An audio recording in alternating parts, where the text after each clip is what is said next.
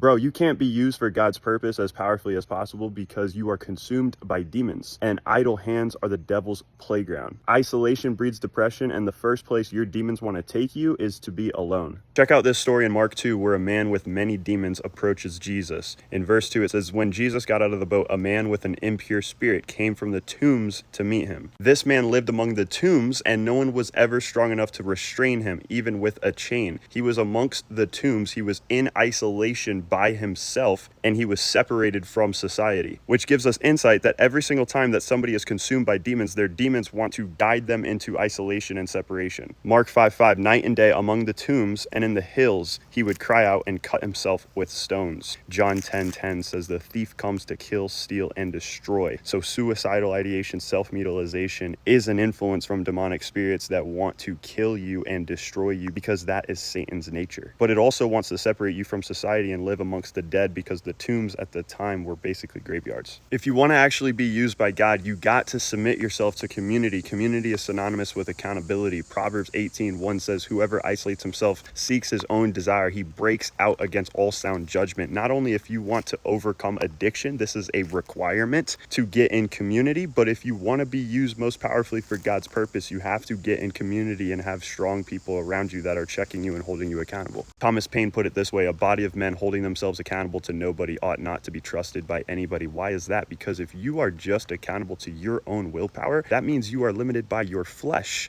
and that means you are not operating from the spirit, which means you are limiting your ability, you are limiting your impact. If you want to overcome addiction, get in community, expose your darkness, Ephesians 5:11 and 13. If you want to be used most powerfully for God's purpose for your life, get in community and accountability. Stop isolating yourself, because isolation breeds depression. Idle hands are the devil's playground. And the first place that your demons are going to try to take you to prevent you from stepping into God's calling is in isolation and separation from community.